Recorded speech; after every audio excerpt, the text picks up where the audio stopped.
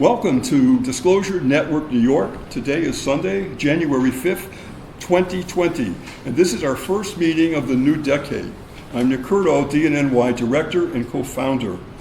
dnny is a grassroots organization now celebrating our 18th year of providing 2 meetings a month throughout the year in Manhattan, the West Village. We focus on cutting-edge UFO ET issues, paranormal phenomenon, and many related and very important subjects that are in back of the mainstream news that never gets reported. In other words, who or what is pulling the strings in back of the curtain. Our members do intensive investigative research and then various topics that we have, and then share that information with the group at our meetings, as well as our internet followers, and also on YouTube. Our meetings are now on YouTube as well as our website. That's audio, the audio version of that. Now, our motto right from day one is, quote, connecting the dots to seek truth, unquote. We have available to everyone worldwide the dnny News Blast email service focusing on the cutting edge topics of special interest, and that is totally free to all. Just visit our website. I'm going to give that to you now. That is www.dnny.info, and type in your email address where it's asked for. You'll then be connected with us, and you'll be getting the emails almost daily as things start to pop, and a lot's going to happen in 2020. Many hundreds of people already signed up for the service, and there'll more to come every day. So that is the situation, and I am thrilled right now to be able to say to Francine Vale, our special guest, welcome, Francine. Thank you, Nick. I'm very, very happy to be here, and I thank you all for coming. So, go ahead. No, I was just going to review a little of what I wrote to remind you of what we're going to be doing and myself, because all my seminars are slightly different depending on who I'm speaking to. So do you want to start with the meditation first? Oh, you want to do this again? That, and then we'll go to you. Oh, we'll do it at the beginning. So if you will, why don't you do the title of what we're doing, and then we'll do it. I thought we did it before. Okay. Are we going to do it the way we practiced before? Right. Well, the meditation, as you know, you started that with when I asked you to come up with something that would address contact with extraterrestrials. And so you came up with something and gave it to me, and then I asked some of the members to take a look at that and tweak it if they felt it was necessary. And this is the final version, and I'm really proud of this. This is the first time anyone has ever heard this, and so that's very exciting. All right, so I'll do this. So what we're going to do, if I can get this going here, okay. So you're going to, I think what we need to do first is hear a little bit of music, and then we'll go into the reading. So I'm going to put on just a tiny bit of music right now, just a brief bit of music.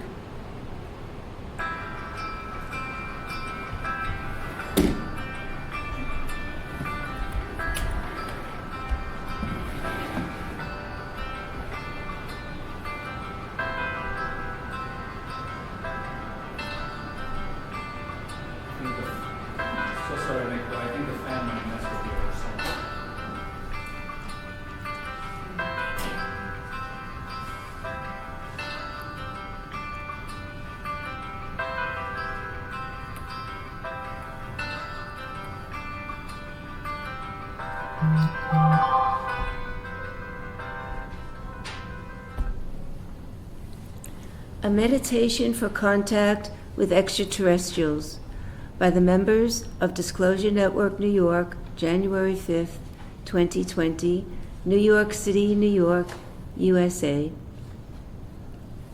Betty? You're reading. Do part 1 again. Go ahead, read. To the extraterrestrials with whom we share this vast universe, we call to you who hold wisdom and knowledge because of your many more years of deep development that we currently have on our own planet Earth. Please accept our desire for your contact with us in peace, in goodwill, and in loving friendship. We would be honored to receive your highest visions and knowledge for humanity, so we may learn from you, which will help us rise above our own current wars, conflicts, and dangerous and careless handling of powerful and destructive forces that we have recently discovered that have already endangered not only our own lives and planet, but even yourselves and your planets. Teach us how best to heal our planet and its atmosphere from our own careless actions and lack of foresight, which needs to be done at this important crossroads in our planetary history. We ask you to contact us in kindness and helpfulness, to teach us to successfully unlock our deep desire for knowledge of who and where you are, and much more about your own worlds and civilizations, as we in turn would like you to know much more about us on many levels. We hope you agree that the time has finally arrived for your contact with us on planet Earth, and we stand ready to receive your communication. Thank you so much. Now, if you will, we're going to do a 30-second meditation as the music progresses. So please give this a little bit of meditation of what we are trying to do. And here we go. Little meditation. Go ahead.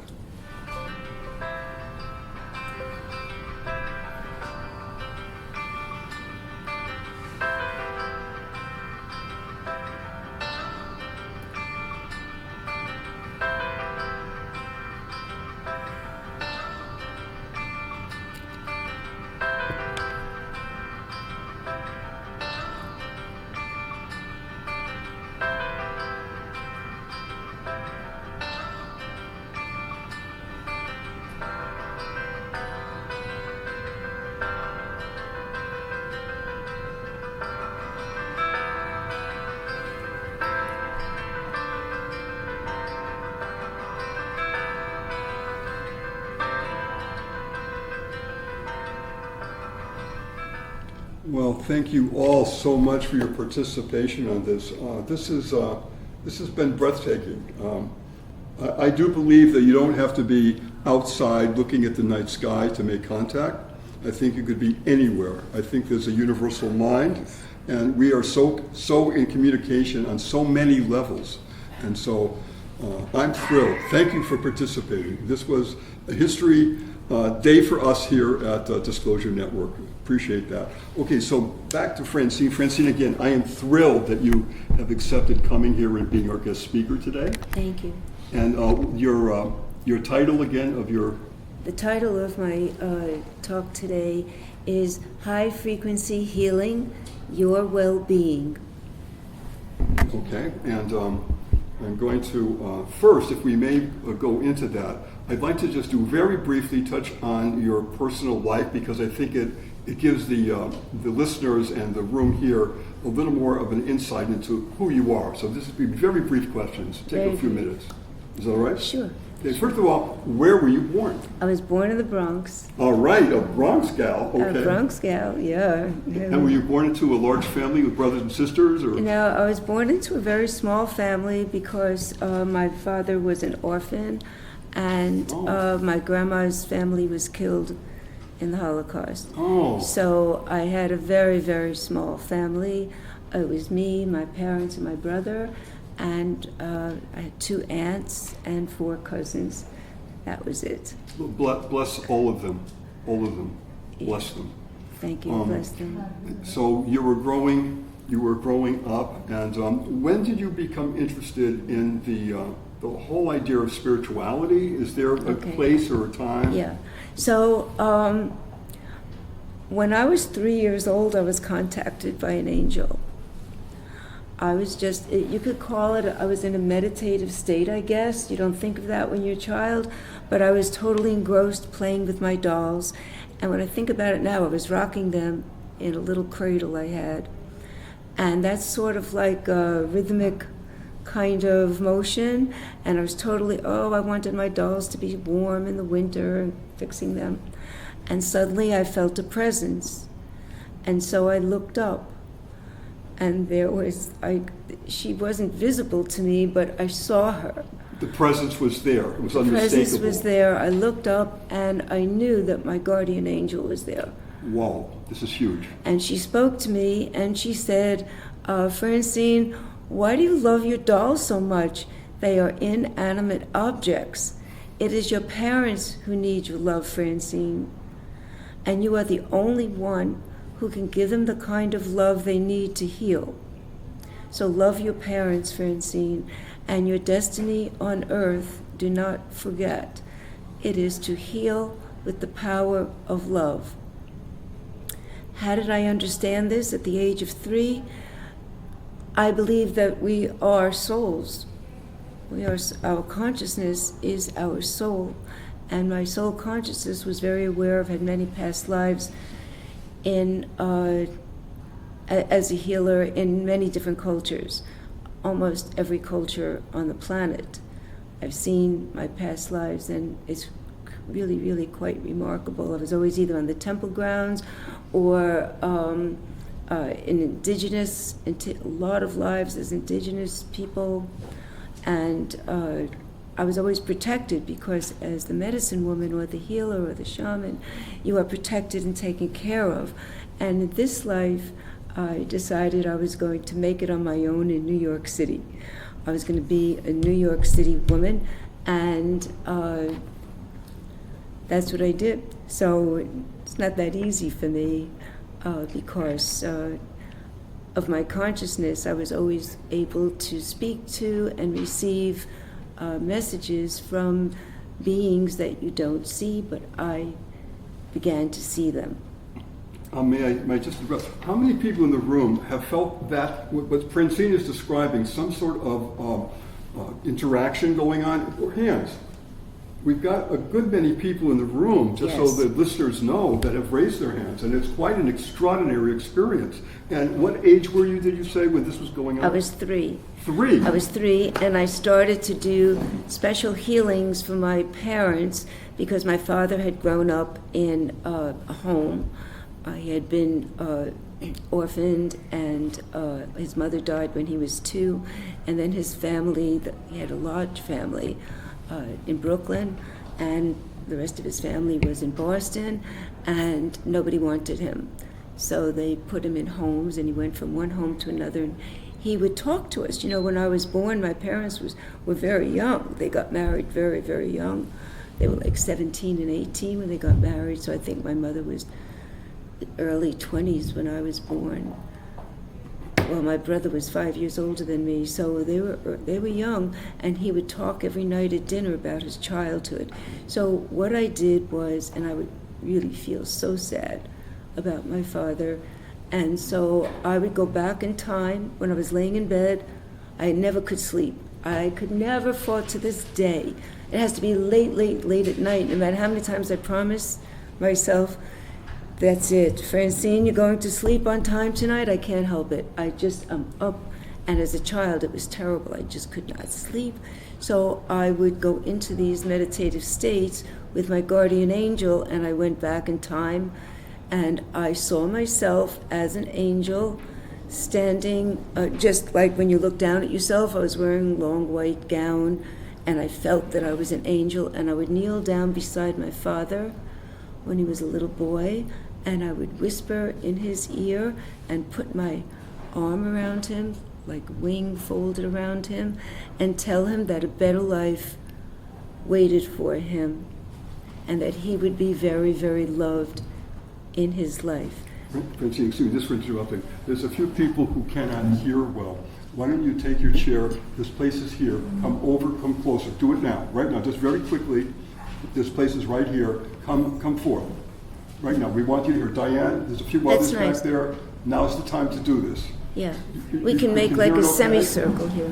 Rena, others, you're okay? Is there anybody, okay, Diane, why don't you sit closer? Okay, sit closer. The speaker would speak much louder. Okay, she's doing her best. Okay, we're all set, thank you for doing that. Okay, sorry to Francine to interrupt you, but I want to make That's okay, sure. that's okay. Okay. Well, it's such a blessing that you had that at such an early age, first of all, because for a lot of us, we're trying to think, who are we? What is our destiny? Why are we here? What is our purpose? And you had at a very early age a focus Yeah. like that. That's a blessing. It is a blessing, and I've considered myself very, very much blessed because of that and being able to do it. But, when you're doing this work, your spirit guides and your guardian angels let you live a human life because that's what we're here for. And so it was when I was turning 50 that I wrote about it in my bio, whoever is present and read it. So I had a baby when I was on my 22nd birthday, and he died. And so when he would have been 26, he showed up at 4 a.m. I saw him. I was in a different dimension, and I guess I went to the dimension he was in to greet him, and I knew who he was as soon as I saw him. If you ever have this kind of experience, you'll see a light off in the distance, which is what I saw, and then it comes closer and closer to you, and as it draws closer, you begin to feel the energy and see the outline, and you see the light coming closer, and somehow you know who it is. And that's what happened. And I rose up in my etheric body to greet him, and he embraced me, and I knew who he was. And I said, how shall I call you, my son, my guide? And he said, dearest mother, you shall call me Adam. To all others, I am to be known as your son, your guide. That was the name I gave him. And I felt when he embraced me that he loved me in a way. We do not know that kind of love as humans because we have egos, and we're always, always protecting ourselves. Even when we think we're giving ourselves over to another person, there's always a barrier. But in the higher realms, there is no barrier. And so I felt this love. And what I was aware of was that he knew all my flaws. You know, we always present ourselves with our best selves. He knew everything about me that I thought was like, not so great. But he loved me anyway in this amazing way. And that began the road, which quickly led, very quickly, that was on a July 4th weekend, to me doing healings professionally. Before that, I was doing it not professionally at all, just by being. And then when they start telling you that you just have to be, that's what it means. Just be yourself. Be yourself. Every single person here and every single person listening has the capacity to heal, because that's who we are as souls. And so that began my professional work. So Yeah. it's being your authentic self. Exactly. Really zeroing on that. Exactly. And then focusing on that and having the courage. And it takes a lot of courage to really be your authentic self. But the rewards are infinitesimal. When people ask me, like, I've had a lot of people ask me, what makes you happy? Because I don't indulge in a lot of things that people do. And so I always say when I can heal someone, when I get a message from someone of how good they're feeling, that, I can't tell you, that is like the best feeling there is for any person. And I think we all know we do a lot of healings without recognizing what we don't call them healings. Because when we help someone, we feel good. It feels so good. Even if someone comes up to you and asks for instructions on how to get somewhere, and you know how to get there, and you're able to tell them, you walk away feeling good, like you just had a lift in the day. And when someone else asks, when you when someone else helps you, you also feel that sense of like, you're saying thank you to the universe. Oh, thank you, I received what I needed from another person. You know, you're right on target, and I just want to share with you something that happened to me last month when a new person, he hasn't ever been to this group, and he got a hold of me because he saw on the internet that we have this major group in New York City, and he contacted me, and I said, well, I know you have a lot of questions. I told him where I live. I said, let's have coffee. There's a good coffee shop nearby, and then we have the time to really talk. So we did that. Sorry. And he was a very interesting person, and he has somehow, how shall I say this, focused on one major inventor, Nikola Tesla. And he very much is involved. He knows all the history. He knows everything about this incredible man who is still getting not nearly enough recognition. And he said at the end of our meeting, this is what I want to tell you, he said, Nick, I'm a writer, and I have a short story. It's a science fiction set in the future, and I would give anything if you would read it and tell me what you really think. And I said, I'll be honored to do that, absolutely. I would love to do that. I'll do it this week. I'll make a time to do that, and I promise you, I will give you my real opinion. I don't magnify something if I don't feel it. So it will be an honest opinion, I will promise you that. And with that, he handed over his manuscript. I brought it home. I read it. I was bowled over. It was one of the most thrilling science fictions I've ever read in my life. I just can't tell you. It was from the page one. He had me. He has the readers totally. And so I called him back and I said, we need to have another coffee. Would you like? And he said, sure. He came back over and I said to him what I just told you. What an amazing work that you have done. You are an amazing writer. I am thrilled that I read it, and I want to tell you that you have a huge career ahead of you. And he said, and this is it right here, Francine, you'll plug into this. He said, during my whole life, no one has ever encouraged me. Ever. Even my family discouraged me from any creative writing or anything like that. You are the first person not only to like it, but to really go after this and say, it's amazing. He said, I am so humbled, I can't tell you. And I think he had a few moments he needed by himself because it struck him so much. And it struck me too. And I was, like you're saying, so thrilled to be the one to say, look at, I'm encouraging you. You are exciting, and you keep doing what you're doing because you're so good at it. And that's what you're saying. Yes. And it's also important for you to remember that you have that ability. And so now that you have that experience, which I'm sure you've had in the past in smaller ways maybe, to remember that feeling and repeat it every opportunity you have. Share it. We must take every opportunity that comes in front of us just in our daily lives without giving ourselves a title. I didn't even call myself a healer until I was doing the work for about 6 or 7 years. Who am I to call myself a healer? Till it sunk in that I was actually affecting people. So the idea is that we just keep doing this once you have the experience and you're consciously aware of it. A lot of times we just don't even think about what we're doing, but when you put your conscious attention on something, it immediately expands. And then it becomes a light inside you. So if you see an older woman or gentleman who has trouble crossing the street or carrying packages or something, and you reach over and help them, that just should come natural. And then you just know that you help them, and that it just feel any little way you can. And of course in big ways too. I always have this thing, in New York you see a lot of homeless people. And so a lot of times I go out of the house and I take things with me that I can give people when I pass them.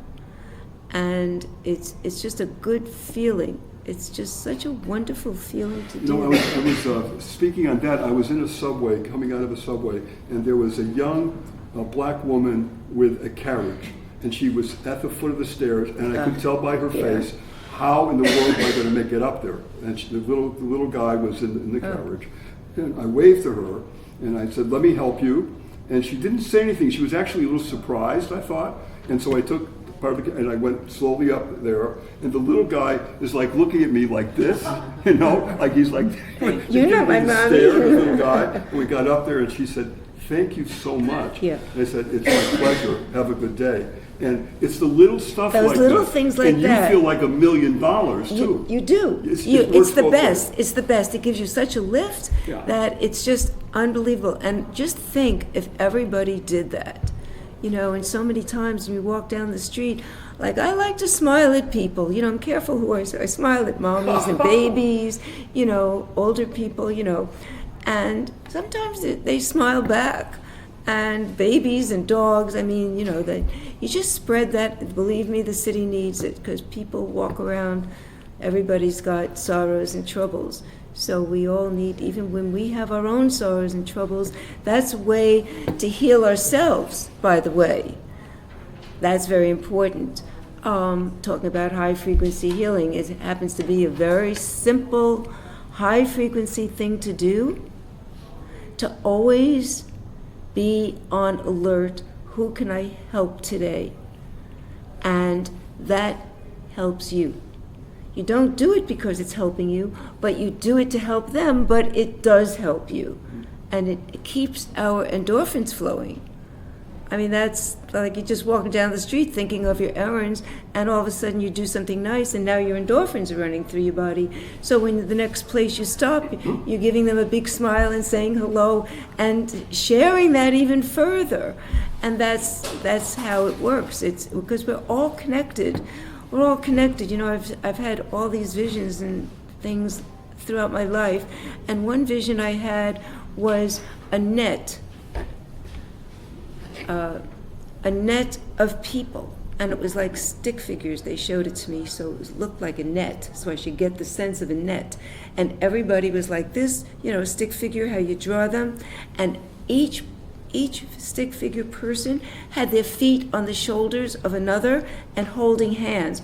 And every movement or thought that one of those people had, the net would shift like this.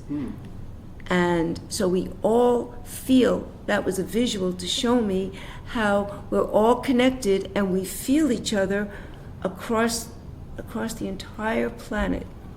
You know, I've had, too, just very quickly, a couple of visions in my life, and one of them is so similar to what you're saying, and that was, it was a place of total peace and love, and everyone was doing exactly what you were saying. That was the norm. There wasn't conflict. There wasn't the anger. There wasn't a talk of wars or nuke bombs.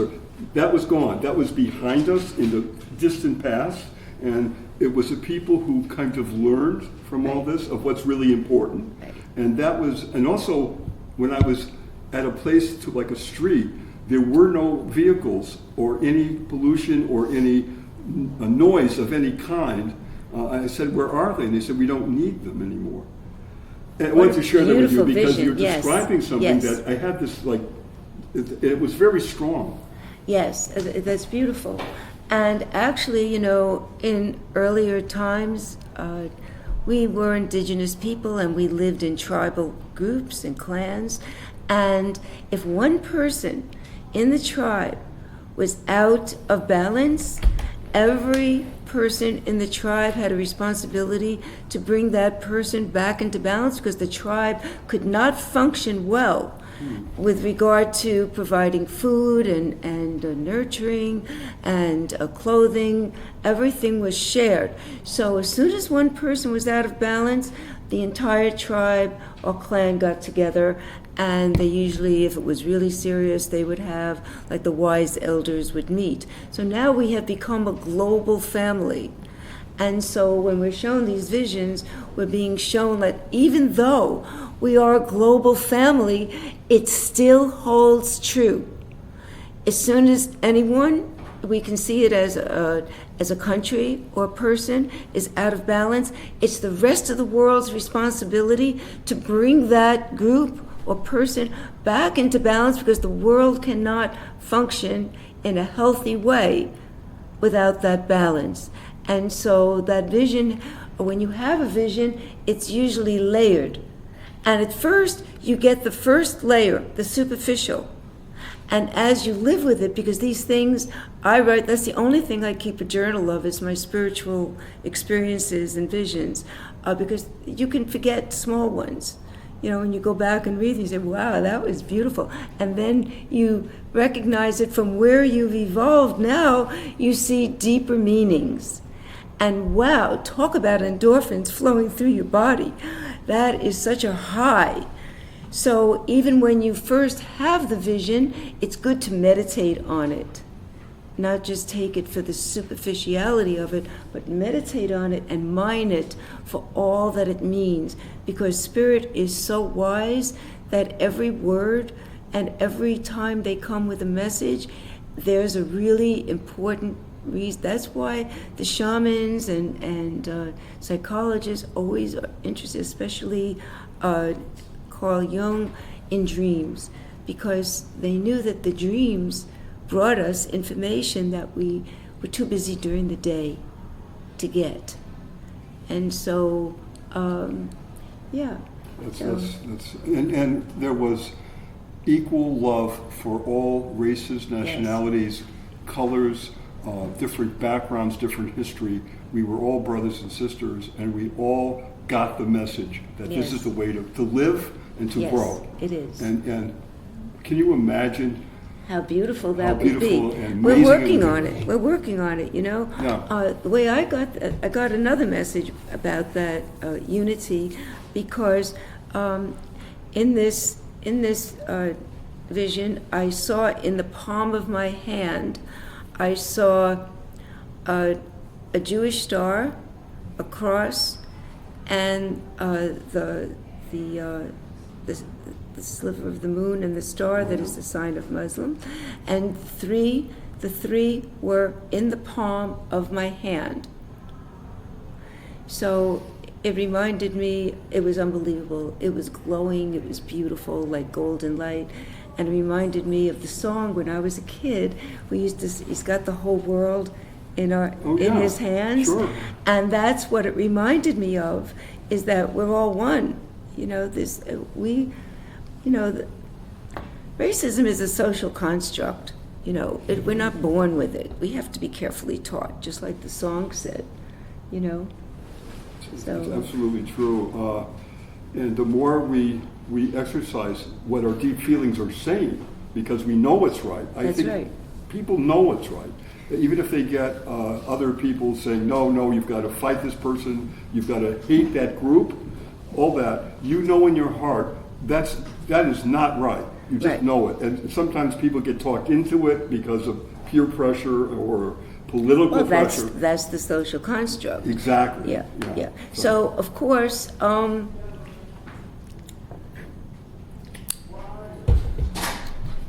what did I want to say? I forgot what I was going to say.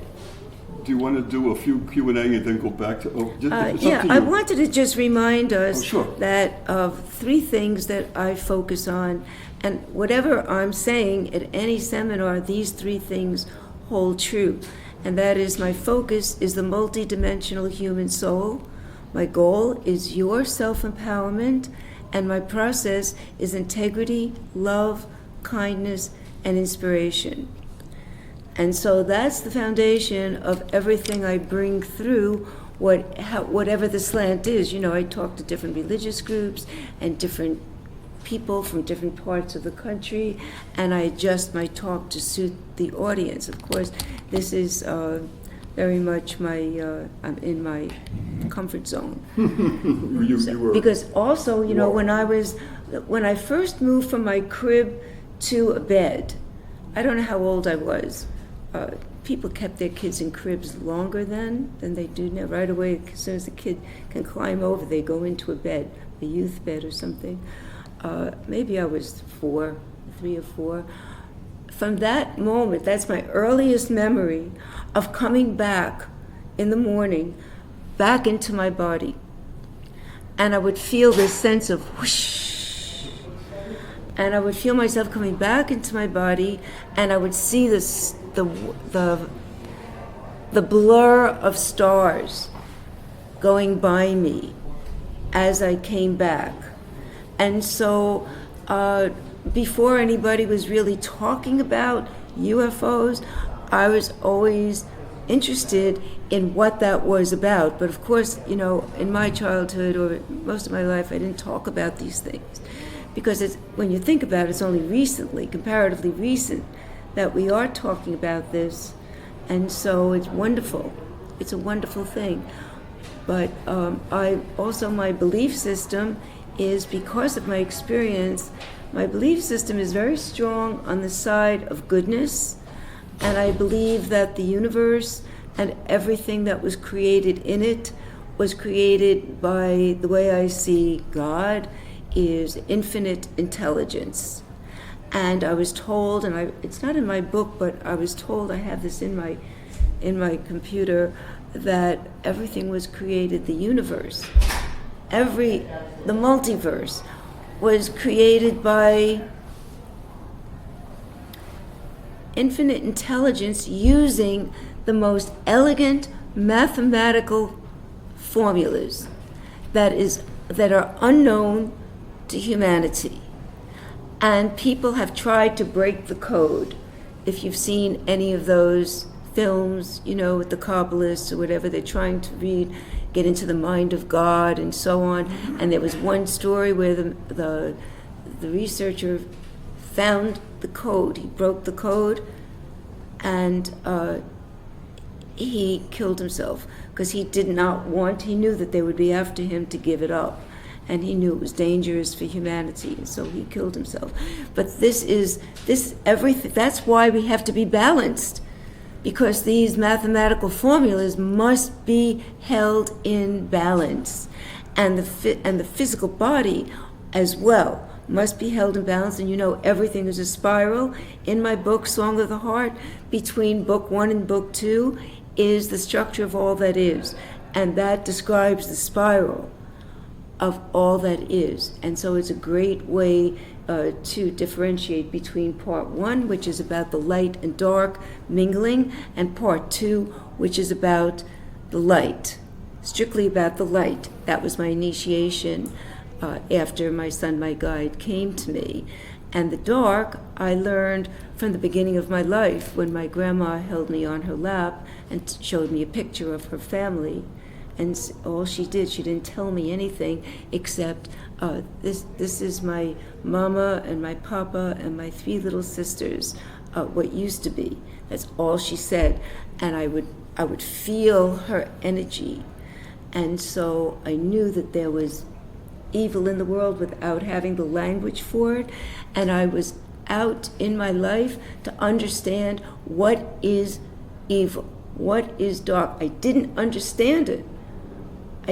So I studied all my life to learn about evil, and it culminated when I wrote a book about the Holocaust, because I interviewed people, but I had the background for it. That was the dark. So we are living in, by part 1 of my book, trying and doing everything we can to bring goodness through, but we are always battling the dark. And that's what, in our personal lives and in the world at large. And you had shared with us your early feelings that were coming to you at a very, very early age. My first feeling, believe this or not, and I'm telling you, Francine, I do believe this is true. I believe that I remember when I was born. And the first thing I remember was all of a sudden, I wasn't in a very small, tiny place, and the fact that there was no walls, and I didn't know what was beyond it, and it was frightening, and I remember it was like, what is beyond this? I didn't feel safety of the womb, and then I remember being put on a fairly cold table or slab of some Wow. kind. And I remember it shocked me because it was solid, the first time I ever experienced something solid, and it was cold. Freezing cold. So, I mean, Coming from your mommy's womb into that cold environment, It makes that's the first trauma.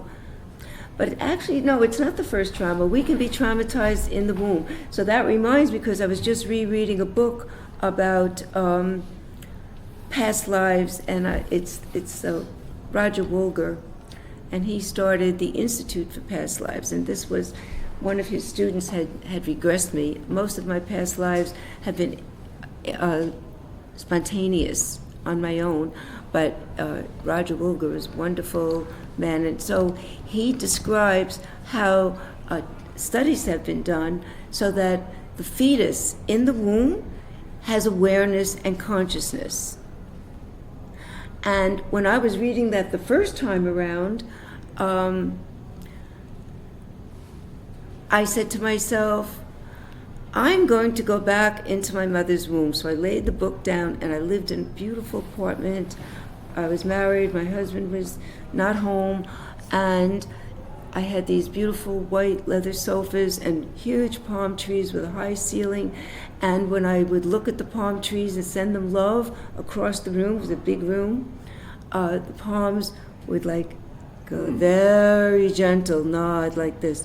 So the environment was very conducive. So I put myself back into my mother's womb, and I was there. And I could see the pink, and I felt my mother's energy. I knew exactly who she was, and I knew that I was not going to be happy because she was a good person, but she had tremendous anxiety. She was very nervous and very anxious, and she was a very thin woman who was always anxious, nervous, and very clean. She was a Virgo, so she was like that, like always cleaning. And when she left, she thought she didn't lock the door, so she was always running back. She thought the stove was still on. She was like that, very anxious about everything, and I know where it came from. So I was always very loving and kind to my mother, but I said, what am I doing? Why am I coming into this life? But then I saw through my mother's body, I saw my father's legs. That's all I saw. And I felt my father's energy. I was very spiritually connected to my father. That's why I was able to go back to help him. And I knew that he was going to understand me. When I go like this, you should know Spirit is validating, for all I know, my Father's Spirit is here. And so that's when I said, yes, I will come through. So when women have miscarriages, and I've had a few, we mourn them and we cry, and I worked with women who had pregnancy loss because I felt I had the experience to do it. And the truth of the matter is that the soul of the baby that's coming in decides not to come. Whatever it is, they don't want that life. Maybe it's a sibling, maybe it's the family, maybe it's what's going to happen later on in life, because we all have a destiny plan that we know before we're born. They just decide they don't want to come in. And then, of course, medical science finds a reason, because there is a reason. Something physical has to happen for that miscarriage to take place. And so babies are souls. When we look at newborn babies, everybody wants to hold a newborn baby, right? Oh, yeah. Why? Because they're coming from heaven with all that purity of love with them. They haven't been mind controlled yet. This is what you're going to follow. You're going to be like your mommy and your daddy, and you're going to follow these rules. They haven't done that yet, because as soon as they're born, now we're born into forgetting. Before we're born, we know. So it's fascinating stuff. If you're interested, there are therapists who can bring you into that state if you want to do it. So, Francine, at this point, before we do a Q&A, I would love you to tell the listeners and the people in the room how they can access your website, that Sure. kind of information, please. Sure. It's very easy. My website is Francine Vale, V as in victory, ALE.com. You put that in, it comes right up at the top of the page, and you click on it, and you're in my website. Everything in my website is free. There's no charge for anything, and there are some pretty interesting things in there. And you also do private consultations? I do private consultations. And that's also part of the website. You could access that. You could find out how to do that. When you go to my website, you'll see my email, and that is dedicated to the website songoftheheart111@gmail.com. You'll see it under contact. And if you have any questions, or I'm not doing as many healings as I used to because I'm older and I just need to take it easy. I have to take care of myself right now. But I am still, of course, the energy is even more, that's the, it's ironic. It's like the power has actually increased when I'm doing a healing. I'm just not doing as many, but I'm doing a lot more consultation. People have problems, and I'm able to see the spiritual underlying issues that I help people see. We get to first cause, and I stay with them until they are healed. Usually it's one session, and I don't charge. So, because I feel I've been so blessed in my life. There's always more that you could want, but I don't have a desire for more than I have. I have what I need. And so I feel this blessing that I was given was meant to be passed on. And so you're engaging with me. A lot of people will reciprocate by taking me out to dinner or coffee, or, inviting me to a party, like things like that. Everybody becomes my friend. That is After a session, everybody's my friend. So I have a lot of Facebook friends and so on. I just took myself off LinkedIn because I did not find LinkedIn to be helpful to me. There was a lot of scamming, especially for my work. For business, good. But for what I do, it was too troublesome, and it was too many emails every day, and I said I had enough. And so I got off LinkedIn, but I saved my whole thing that I had there if anybody ever wants to see it. So we must, at this moment in time, protect ourselves, whatever age we are. Whatever age, whether we're young, whether we're middle, or, the new middle age is 65, right? Wow. And Wow. elder is now 80. Or 85. We don't count ourselves as elders, actually. I never did. So that rocks, by the way. That thinking rocks. You like that? Yeah, huh? I do. I like that a lot. I know. I like that a lot. I hear a lot of people in the room too feel things when you're with people, even if you're on the street and you're passing people, and sometimes you feel this amazing energy that, boy, are they wonderful, loving. You get very good feelings, and there's been other times, and I think the room, we can address this when we do a Q&A, that you're thinking, oh my God, what happened to her or to him? There's such wrong trauma going on. You can feel it as they come closer to you, and that's happened a lot. And I trust it. I trust that. Yes, you very should much. trust it. And I got to say, Francine, and you don't know I'm going to say this, but you are one of those people that have always, right from the first time I met you, have this loving energy that's just there. It just is. I was thinking about that. I think we met 20 years ago when you came to my wisdom circle. I think right? so. That was amazing, wasn't it? That Yeah. wisdom circle? Oh, it was. Yeah. It was so much fun.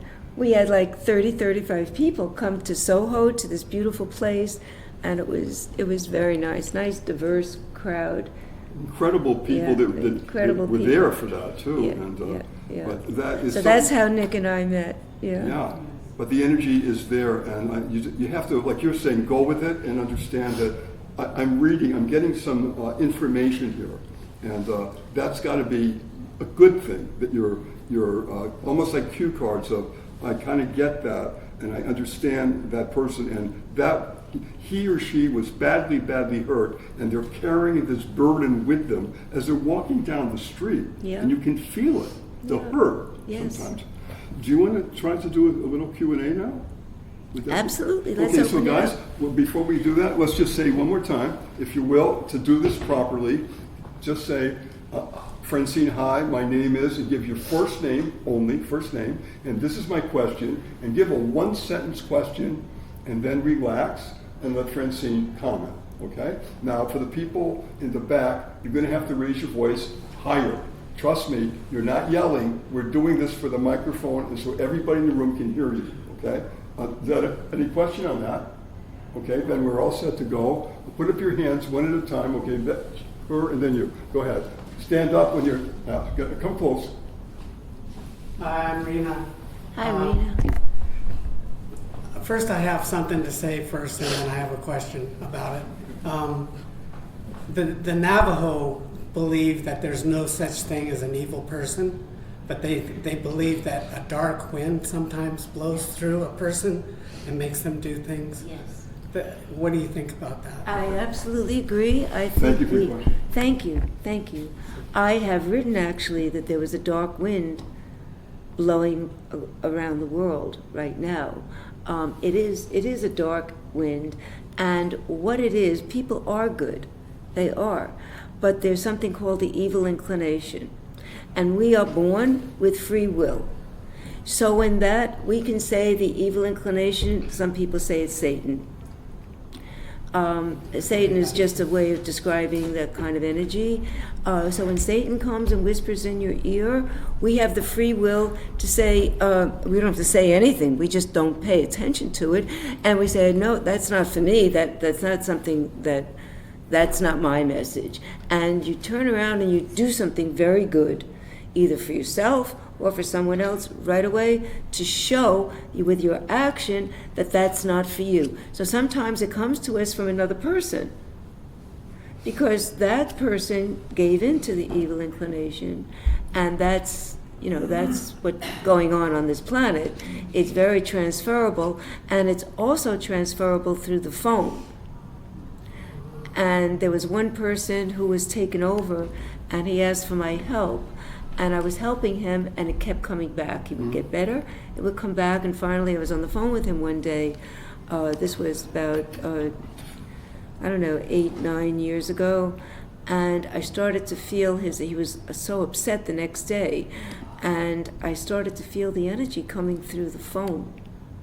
And Spirit gave me the message. I was getting nauseous, and I was feeling what he was feeling. And I said, I'm so sorry, but I just can't help you anymore because the energies are affecting me through the phone wire. I felt so bad, but we have to protect ourselves. So he had a wife and a child, and he had a lot to deal with, but we must, at this moment especially, because it's the end of the cycle, we don't have time anymore to culture friendships that are not good for us. Yes, so definitely the Native Americans were so wise, and as hard as whoever it was that tried to get rid of them, their wisdom lives on. Because I think every single one of us, when we hear Native American, we just love it. Love it. I love the voice of the Native American. I love the sound of the drumming, the wisdom, everything they say. When you go out west from the east, we just love going out west.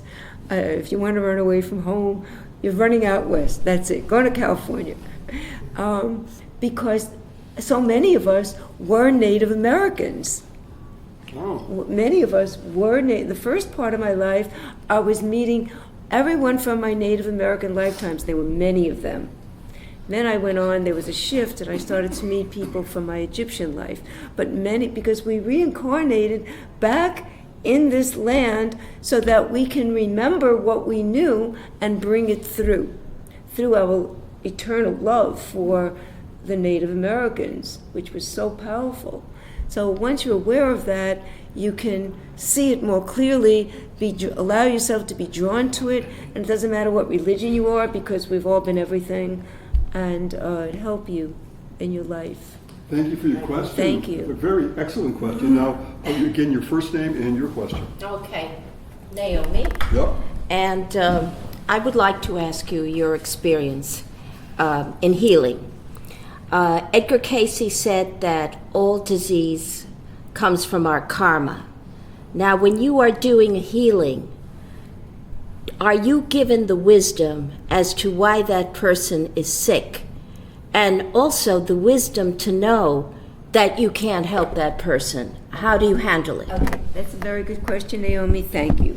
So, when I start with a person, when they call me initially, the first thing I do is talk to them. And while they're talking and explaining what their issues are, and for some reason people trust me right away, people I never met, they just call me and they open up right away. I'm projecting that love energy, that angelic energy through the phone, and I start to see their karma. I start to get a sense of their karma, and I don't tell people, I don't believe in putting something on someone, but what I'll do is ask them questions. By the way, like say they're having a problem with their health and they start talking about their sister. This happens all the time. And I say to them, do you ever have dreams of like a life in London with someone that was like your sister or your sister? And whenever I ask that kind of a question, the answer is always, oh, you know what? I do. So now we have a beginning and we begin to explore that karmic life. And generally, the disease began then. It's unfinished business. So I get to first cause. Sometimes it's not just a couple hundred years ago. Sometimes it goes back to ancient Egypt or, as far back as it can go. And that's what I do. So how do I know I can heal them? So Spirit will tell me, because when I am finished with the session, I meditate and ask their angels and my guides and angels what to do with this person, guide me. Sometimes they'll tell me right away without me asking. Sometimes I ask, and I ask them, tell me in a way that I'll understand it. And they will tell me 3 sessions and it's done. Oh, I can't believe this. My own phone. Francine's sorry about that. cell phone went off just a second by surprise. Yeah. That's okay. So, That's perfectly fine. Okay, so they will tell me how many sessions, and I will proceed. Sometimes I just work on the person. For instance, an example is I was asked to heal a tumor in a young girl's brain. I was at a party. It was a very big party. And I was invited to this party all the way out in New Jersey because they wanted me to meet the young girl. And so I was there. So I met the young girl. I took her into the house, into one of the rooms, very beautiful, spacious house. And she lay down, and I started to do the healing. And I immediately was given an image. It was very, very tragic. The image I was given was a walnut. And the tumor was inside the walnut. And with that image, I was told that I was not able to heal it. It was encased in this hard covering, and it was karmic. And I was very upset. And I couldn't let myself be upset. I just thanked her. She was only like 12 or 13, and I told her I would speak to her parents. And you have to be honest when you do this work. I don't give false hope, but there are ways of saying things. But I do say things in a way that's very diplomatic so that because people know, everybody knows. They know it because they came into this life knowing it, and then they forget it. So they know it. So I just have to trigger what the person already knows. And when they go home or get off the phone or whatever it is, they'll think about it and they'll know what I meant. So that's an example of a karmic situation that I could not help, that I was told right away. Because Spirit is absolutely 100% honest. There's never been any trickery of any kind. So most of the time, healings take place. If it's cancer, it's not 3 sessions. Cancer goes on, and I advise people, please, you must continue seeing your doctor, and you must not rely on me 100%.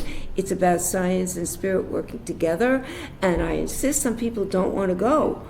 And I won't work with you if you don't go, because I don't want that responsibility. You need to go for the MRI. When it's surface on the skin, something that I could see, like there was a woman that had a huge tumor in the very center of her chest, and I saw her because she came to my healing circle every week, and I did a healing on her. She came to my house, I did a healing on her, and she came back the next day, I did another one. Then I did a distant healing. I'm so sorry, Francine. That's okay. My phone is- It's okay. And what happened? She called me up screaming with delight. This tumor that was bigger than a golf ball disappeared. It disappeared. So she called her doctor and she said, I don't need surgery. She was facing surgery. Whoa. And she went, I said to her, go see the doctor anyway, let him test you. She went, it was gone. So miracles happen, and they happen in all different ways. Sometimes the miracle that takes place is the daughter has to make peace with her mother. She has mommy issues. And I heal that. And then I've had experiences where she gets on the phone, intercontinental conversations, and it's healed, like somebody with sleep apnea is what I'm talking about at this point. And nothing could help her get over the sleep apnea, and we got to first cause, and it was her mom issues. And so I said, I'll work on your mom. You get permission from your mom, give it to me, I'll work on her, and then you speak to her. She did. The mother told her how she loved her. They had their whole personal conversation, and her sleep apnea was gone. Huh? And so every healing is unique. It's not like we're used to modern medicine. You go for a test. This used to drive me crazy because I used to have ulcerative colitis, and I went for a lot of tests, and they would give me this big thing to drink before the test. And I see a guy in the waiting room, and he's like 300 pounds, he's drinking this. I say, you can't give me the same thing to drink that guy is drinking, because my stomach is like, I can hardly eat anything, there's no room, I'll be sick. But no, they insist you have to finish it. So it's not like medicine. And I'm not decrying medicine. We need modern medicine, but we need to get to the point where spirit and science are working together. That's in the future. And another thing, when what you're saying is so true, is that a lot of people just think that I need to make an appointment, go to the doctor, and put it on him totally, when Right. part of it, the answer, is within yourself. Yes. And you're saying that, and Yes. you're saying that you've had many experiences Yes. that prove that. Yes. Don't give the whole package to a hospital. No, we must be responsible for ourselves. Now, I don't Healing. believe in sitting with someone and saying, I'm not looking at anybody here because I don't believe in doing that either. I don't believe in saying, you caused your illness. That is absolutely out. Out. Because every single human being has been here before.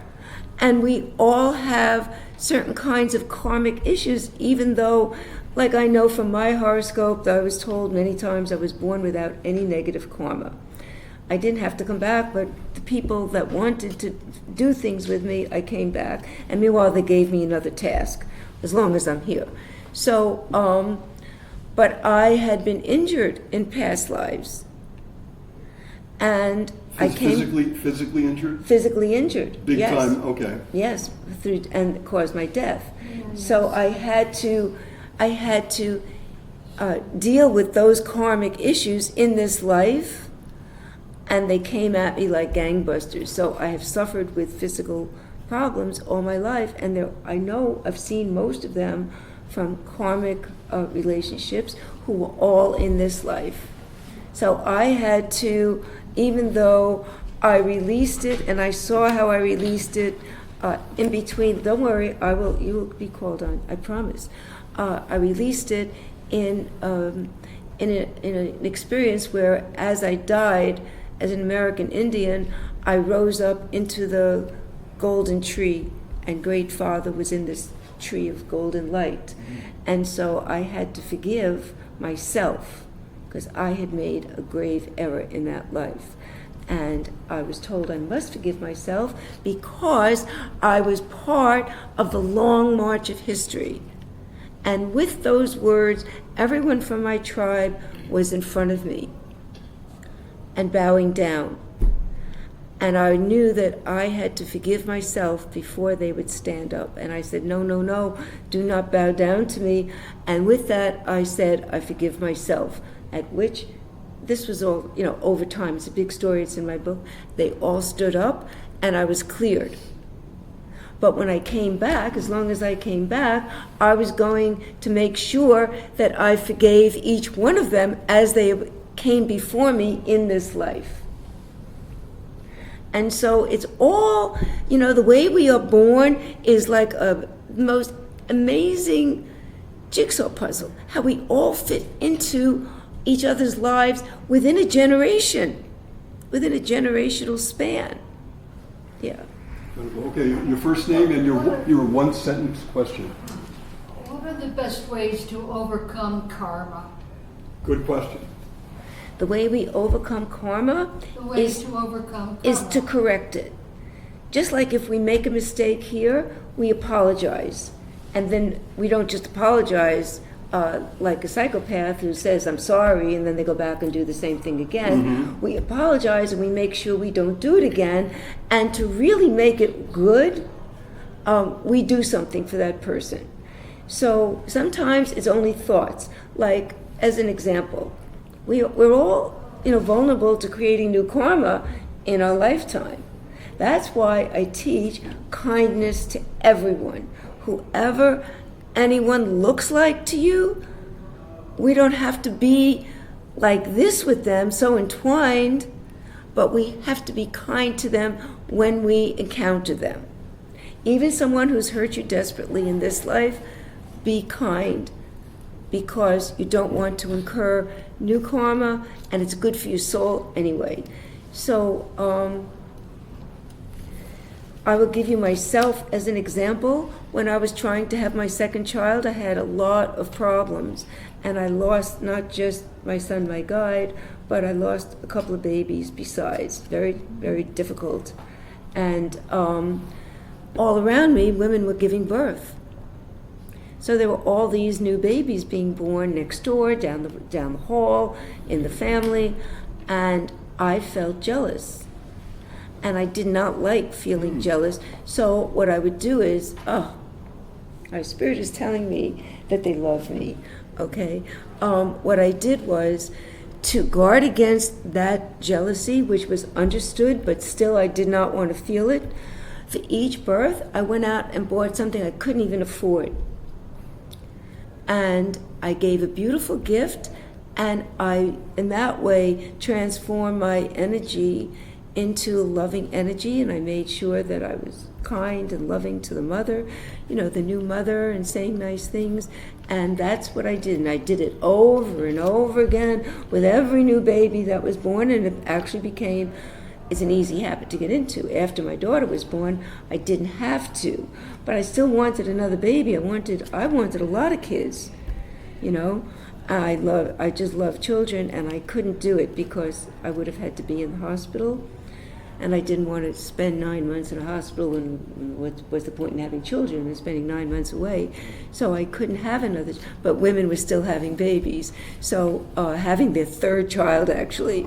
So it was a journey for me, and but I did it. So just because something's hard, or we cry when we do it, we have to do it.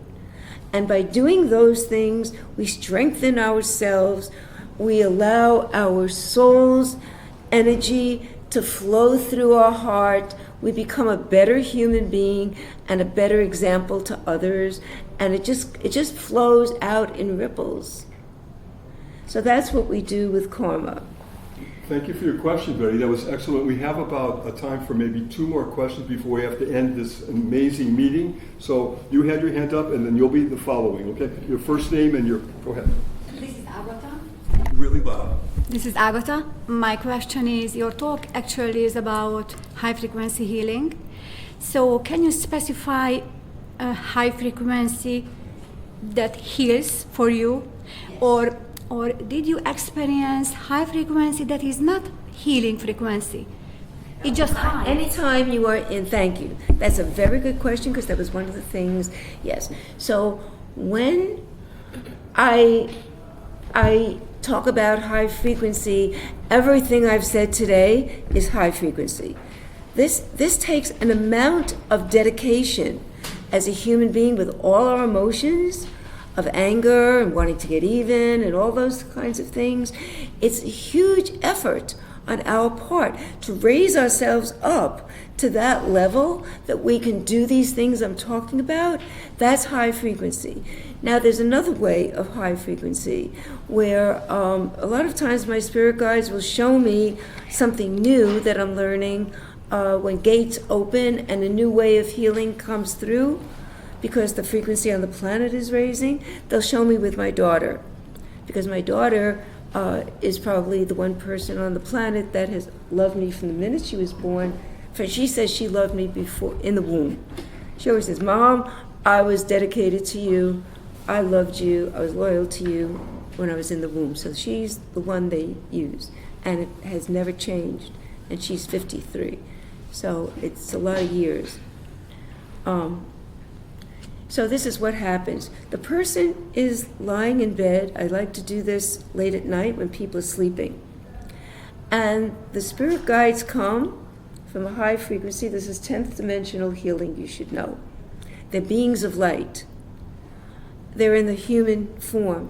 When they first arrive, they're vaguely in the human form, and then they become more of a human-shaped light.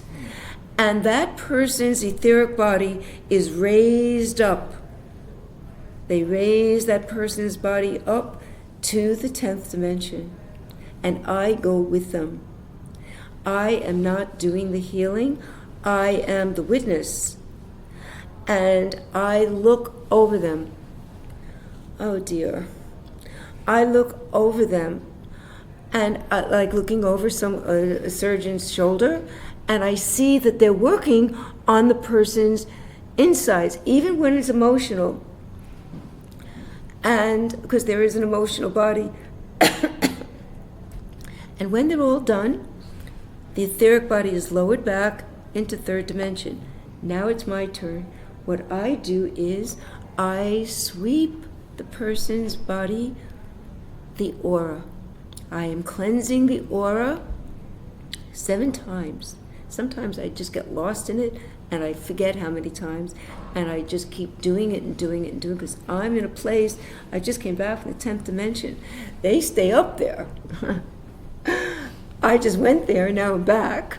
So I'm like, in this other place, and I just sweep the person's body, and it's like a baby that comes down from heaven. So I'm still holding that energy, and I'm also infusing it and making it real in third dimension. Settling, you could say, settling it in to their body so there's no glitches, and they are perfectly safe.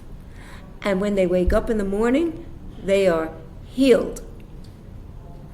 Now, I don't know why Spirit will do it with some people and not with everybody.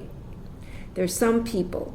One woman called me New Year's Eve 2 years ago. And I was visiting a friend out in California. It was New Year's Eve, and I was very excited. And I was in Silicon Valley, and it was really beautiful there. And I said, she had a tumor that was outside her body. It had broken through her body, and the doctors sent her home to go into hospice. And her friend had just read my book, because I was on the radio and I reached the West Coast. She lived on the West Coast. And she said, call Francine Vale. So she calls me New Year's Eve at like 7 o'clock. And I said, I will help you, and we will begin right now. And she said, I know that I am going to die, but it was New Year's Eve. I want to live to see my flowers come up in the spring. Whoa. And I said to her, I will help you, and I promise you, you will see your flowers come up in the spring. And this woman became like my best friend. She was the most wonderful woman you could ever imagine. In her state, every day, I was with her every day and sending her emails every day with meditations just for her, just like tailored just for her, long meditations for her to read and relax. She was in a wheelchair, and her husband was blind, if you can imagine. And she lived to see her flowers come up. But she was such an amazing woman. She worked for the government and with Ancestry.com before this was a big thing. And you know what she did for me? She went in and got my father's records and sent them to me. Oh, wow. Of his family. And everything my father had told me was true. It was validated. He didn't know everything. This went beyond what he knew. But everything he had told me, and it's in my book, because it begins with my father's story, because I wanted to call attention to child abuse, which I thought was ending back then when I wrote my book, back in 1996. But as we know, it's systemic in the world.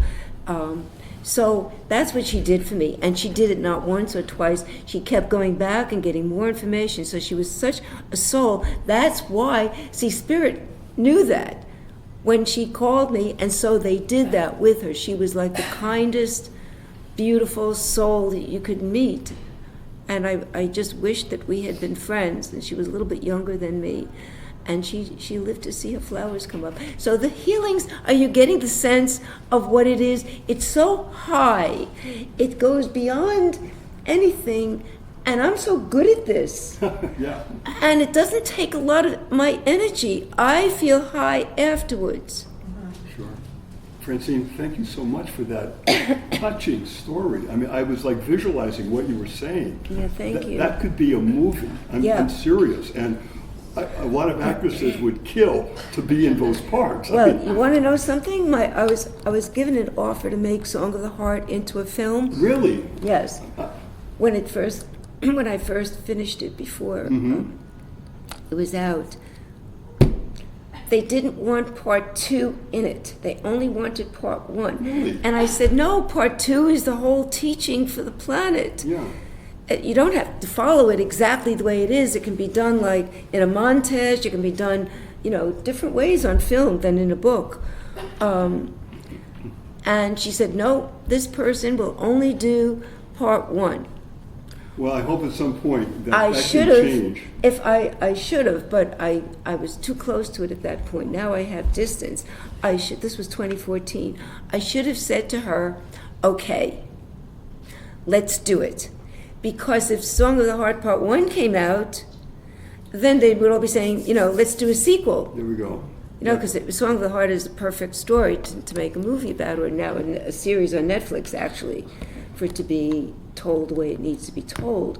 So, yeah. It's too beautiful and in-depth story not to be told. I really feel strongly to say to you, please, go further with this. It's too good. And it's just such a beautiful story. Yeah, we got time for one more question. And you had your hand up. Please, if you will, your first name and whatever you want to say. Yeah, my name is Linda.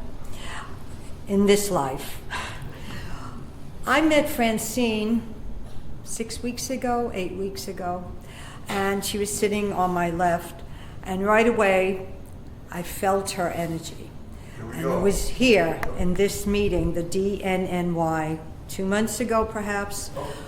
I couldn't stop thinking about her. So finally, after a week and a half or so, I called her. As soon as we connected, it was unbelievable that we knew each other so well. Yep. We had the connection of, like, we knew what each other was thinking. We talked about our guides. We talked about our work.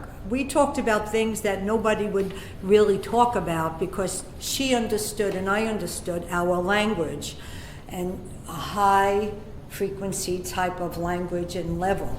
And we met in a diner, a restaurant, and we were so excited to see each other and loved each other So we were trying to figure it out a little bit then, what life we connected and had that closeness. Still, it's a little vague, but not as much, because we had the love and the connection. I see it as she was a male and I was a female on one life, and we just connected on a certain level. Because I do the type of work she does it in a more advanced way. I have a family, there's interruptions, so I can't be on it all the time. But we know each other very well, but in this life we only met 2 months ago, but we know that we know each other. And I can't say it with any more intensity as this. Yeah, so, and she knows exactly what I'm talking about, and I'll just leave it at that. Thank you for that wonderful comment. And it's not surprising, because I know you both, that doesn't surprise me in the least that you would connect amazingly well. Yeah, I mean, guides talking, healings. Isn't that great when that happens to people? And even with our personal, because she does so much for everyone. Yeah. But then again, she is who she is, and nobody deals with her. So I, now as a friend, or an opposite, or a sister, or a twin, whatever it may be, I am dealing with her. Yeah. Cool. And nobody deals with her. She deals with everyone. So this is how I come that's into important. the picture. I come into the picture now listening to her. Right. Because she is also human on earth, and she is sharing herself with me so I can work with her. It's like a balance, too. You're talking about a balance system, and that also makes perfect sense. Guys, our time is, I knew it was going to be rapidly going, and of course it did. And I knew this, I told you, too, it's going to go way quick.